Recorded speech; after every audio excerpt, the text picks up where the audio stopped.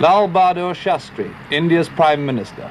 On his first visit to Britain in December 1964, this is what he had to say about Kashmir. Well, the question of Kashmir takes a second place.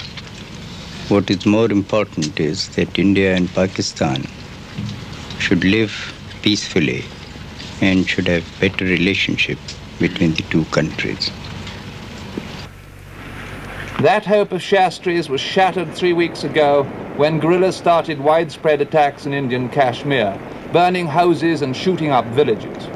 The Vale of Kashmir, once a favorite resort of the English in India, they came here to escape the heat of the plains, to play polo and fish and enjoy the lakes like the famous Shalimar, was no longer a paradise on earth, but a place of bitterness and desolation.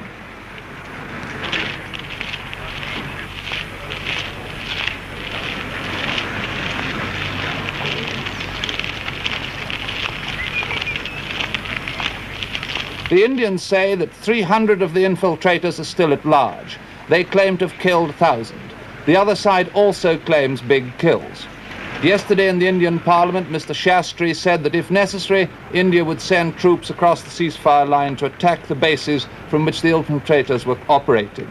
Today came the news that Indian troops had crossed the line and set up posts on the other side. Meanwhile, the Indians have a large part of their 50,000 troops in Kashmir searching the rugged border area.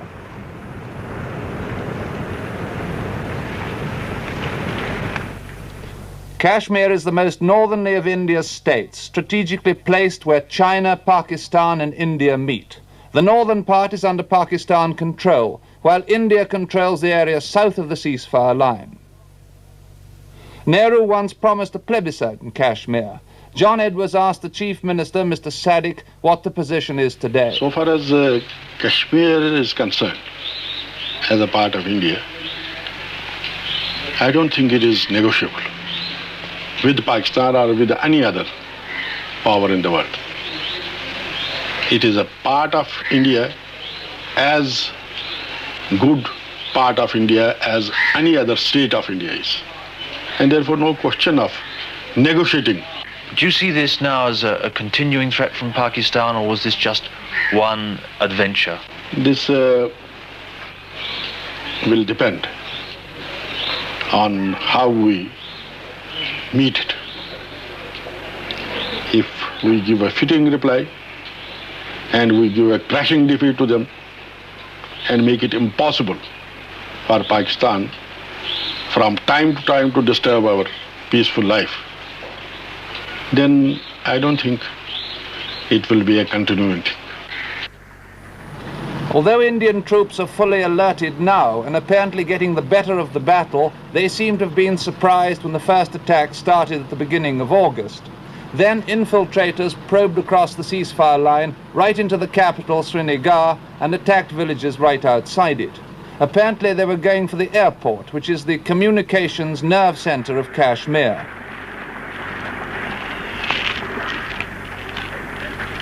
The Indian forces quickly gained general control of the situation, although the small force of guerrillas is still carrying out hit-and-run raids under the noses of the Indian troops. Yesterday, Indian forces killed 7 guerrillas in scattered clashes. They also made their biggest haul of arms yet. It included rockets, 20,000 rounds of ammunition, and machine guns. Whether the dead guerrillas are nationalist rebels or Pakistani regulars, one thing is certain. Pakistan and its President Ayub Khan, who so far denied all connection with the fighting, cannot be happy with the way things are going. Kashmir is a mainly Muslim country and has many ties with Pakistan. All this could mean that political pressure is building up on President Ayub Khan to take action. Despite the fighting round it and 1 or 2 attacks actually inside it, Srinagar looks remarkably peaceful. But the houseboats on the river are empty and most of them seem to be to let. The Indian authorities have clamped a curfew on their territory and checkpoints have been set up on main roads leading into the capital. Nothing is left to chance, although the Indians claim that the infiltrators are clearly distinguishable from the local Kashmiris. John Edwards talked to Mr. Ghulam Kara of the Opposition Action Committee.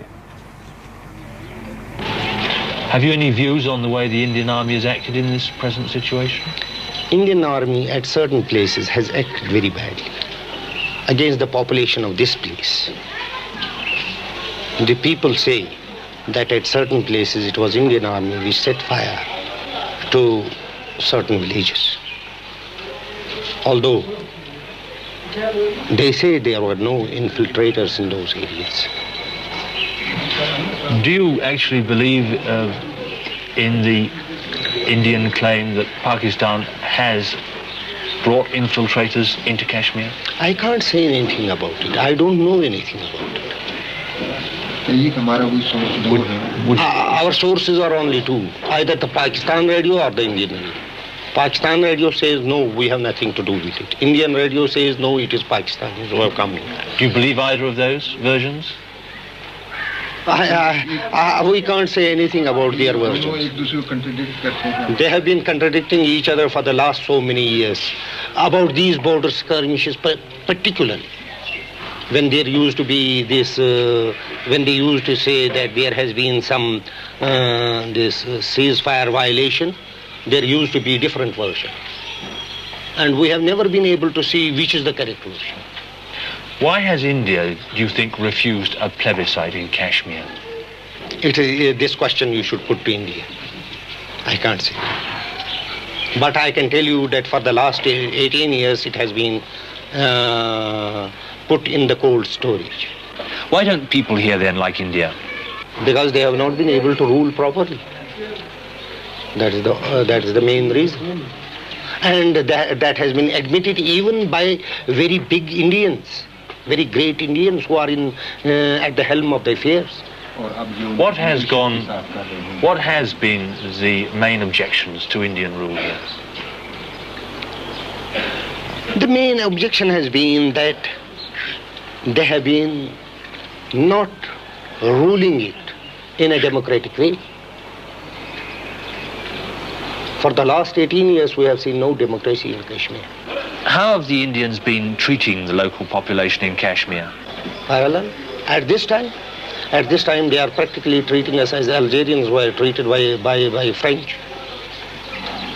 Minus the fact that how harmful Algerian people... Minus the fact that we are not behaving like Algerians. We want that this issue, Kashmir issue, should be solved in a non-violent, non-communal manner and in a peaceful way.